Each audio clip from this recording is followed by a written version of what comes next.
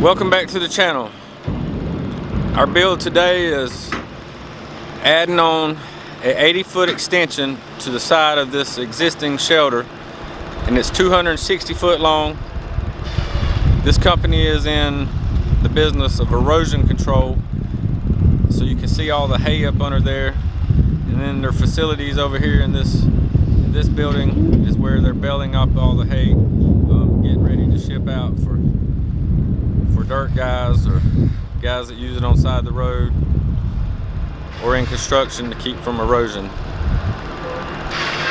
I hope you enjoy this build. I hope you follow along, and don't forget to hit that subscribe button, ring the notification bell, and thumbs up, thumbs down, whatever you think. I'd like to hear your opinion, and when you give your opinion, it just helps me get better.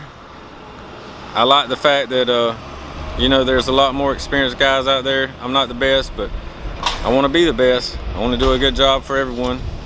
So whatever you tell me, whatever feedback you give me, helps me to do my job better. Today we've got a 10-foot extension here that we're going to remove, get this gutter and this 10-foot extension. That way we can add the new rafters into the existing posts on the high side. And then when the guys get the concrete poured here in the pier holes that you see dug, then we'll stand the new columns. We'll probably come back in a few days to do all this. But today I just wanted to show you the structure before it's erected. Let's build it. All right, guys, day one of hanging steel. We got our first two up right before lunch, got it Z'd off. Now we're gonna spend the rest of the afternoon getting all the braces in, getting the cables in, squaring this bay up, and hopefully we'll get another rafter and column stood and get it Z'd up before we go home. But my goal is to get this one squared up, and then we can build the other 260 feet. Well, it's 260 feet total. It's 80-foot rafter from the high side to the low side. The plans say that this is 16 foot tall, but that looks about 20 to me. We got here this morning. These guys are still working. We've got a tractor that's coming in and out all day long, but it's such a big space, he's got room to work around us. So we're just working at it little by little. The guys, they poured concrete here this morning. They didn't have all the piers poured.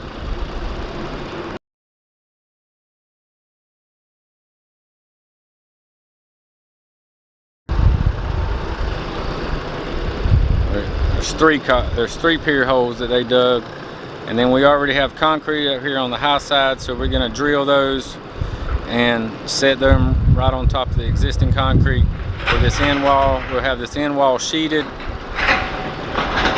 and we'll put a roof on this thing.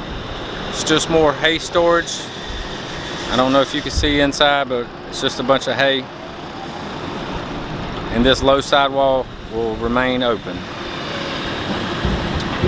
And if you haven't already, hit that subscribe button, ring the notification bell, give us a thumbs up, thumbs down, give me your feedback.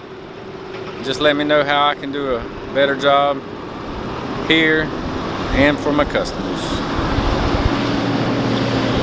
Let's build it. See, we didn't start in the corner. We started on the third bay, and the reason for this is because I've got this wind column in this section, and this is also one of the bays with cables.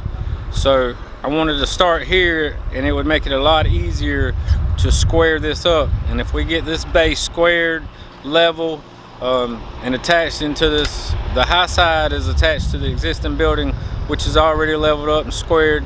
So then we get this bottom section, which the wind column should do that, but if we have to tweak a little bit, we'll put a strap on that, pull those level, and then we'll start cabling our roof. I think we've got 4 X's in the roof, and as you can see that those beams are leaning and twisted, and that's all going to be for our flange braces that'll get that taken care of to stand that beam straight up and down. Our cables, we'll pull it in and out to get it exactly square to the existing building. And then as we build on to that with each other bay, being that we've got our starting point squared up, it will keep all of our other bays square and a lot easier for the installation. On some of my builds, we'll do the whole frame finger tight first, but because this is so big and such a long span, we want to go ahead and get this level, get it squared, and then build off of that. It just makes a lot easier for the installation a couple of bays down. When we start trying to put our Z's, our purlins in, they will go into the holes a lot easier rather than we having to push and frame and beat and be too much labor, too hard to do that. So it's just a lot easier that we get this first bay squared up.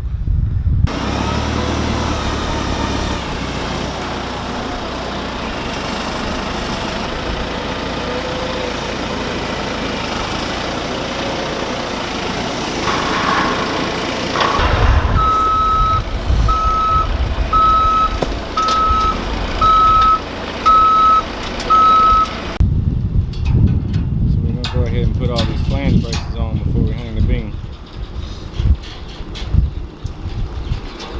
That way they're already in place.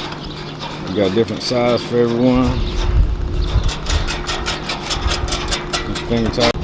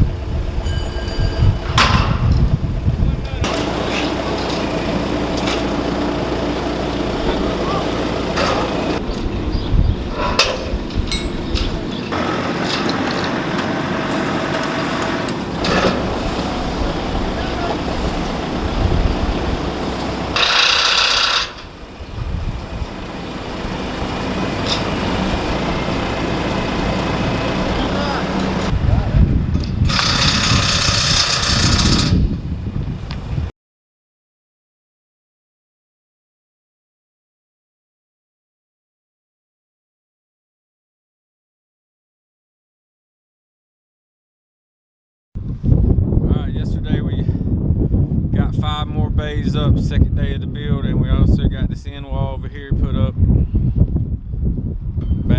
Back on this side we got end wall framed. We got a few of the frames tight. We've got the cables in one bay, got it squared up. But our goal today is to finish up this end here. I think there's 6 bays over there.